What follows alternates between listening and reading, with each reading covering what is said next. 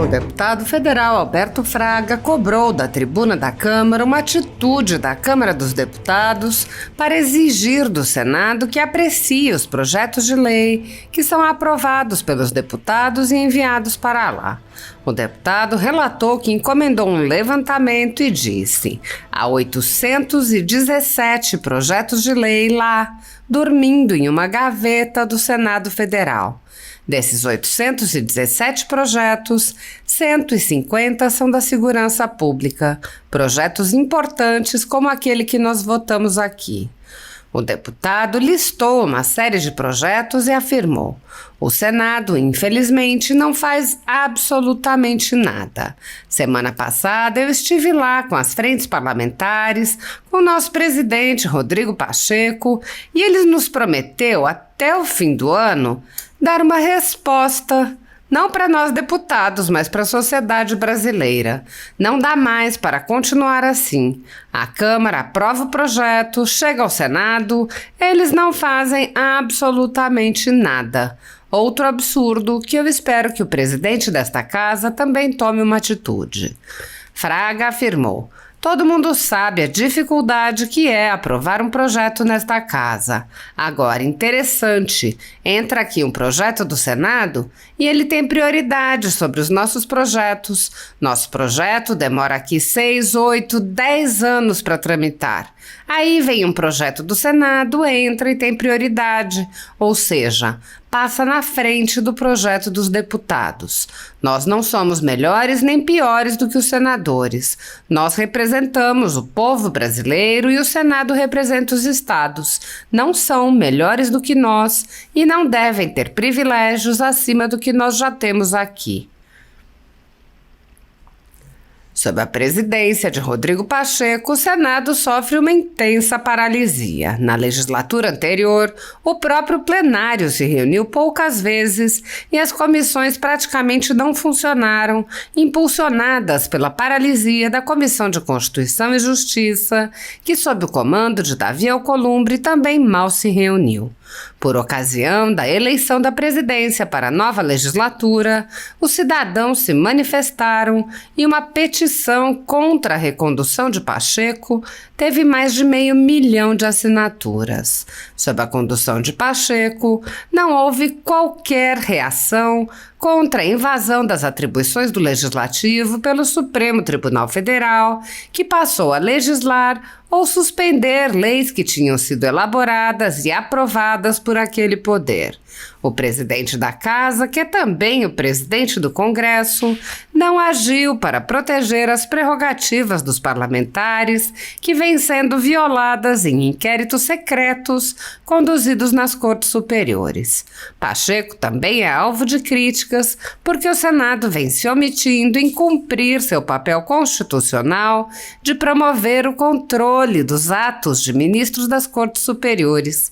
De forma monocrática, o presidente do Senado impede a análise de todo e qualquer pedido de impeachment ou de projetos de lei e PECs que possam vir a limitar os superpoderes autoconcedidos a ministros do Supremo Tribunal Federal e do Tribunal Superior Eleitoral.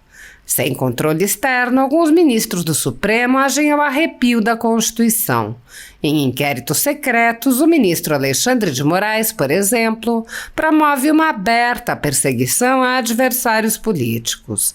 Em um desses inquéritos, a Folha Política teve sua sede invadida e todos os seus equipamentos apreendidos. O inquérito foi arquivado por falta de indícios de crimes, mas os dados sigilosos foram compartilhados com outros inquéritos e com a CPI da pandemia, que compartilhava dados sigilosos com a velha imprensa.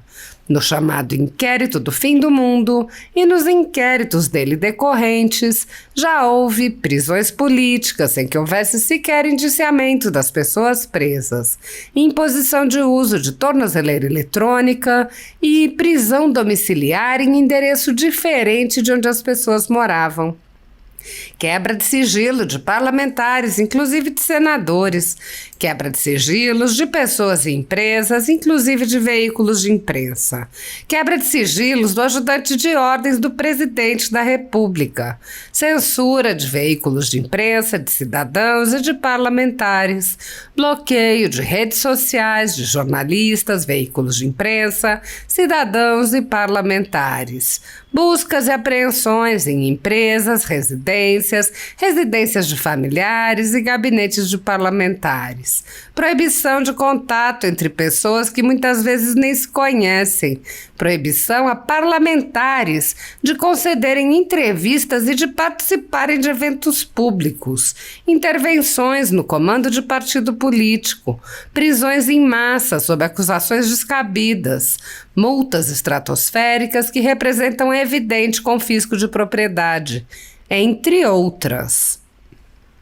Sem justificativa jurídica, o ministro Luiz Felipe Salomão, ex-corregedor do TSE, confiscou toda a renda da Folha Política e de outros sites e canais conservadores para impedir suas atividades. A decisão teve o aplauso e o respaldo dos ministros Luiz Roberto Barroso, Alexandre de Moraes e Edson Fachin. Há 28 meses, toda a nossa receita é retida sem justificativa jurídica. Se você apoia o trabalho da Folha Política e pode ajudar a impedir o fechamento do jornal, doe qualquer valor à empresa Raposo Fernandes através do Pix, utilizando o QR Code que está visível na tela ou o código ajude@folhapolitica.org.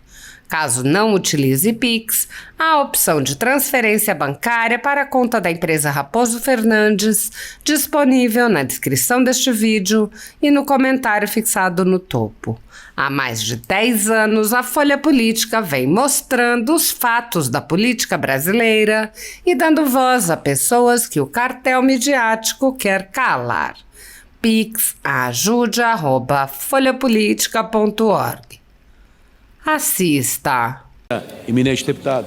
Muito obrigado, presidente. Mas antes de entrar no meu discurso, eu queria parabenizar aos estudantes do Colégio Militar de Anápolis, dizer que eu, como coronel da Polícia Militar de Brasília, nos orgulhamos muito de saber que vocês estão vindo aqui conhecer a Casa do Povo e tirar a conclusão de vocês.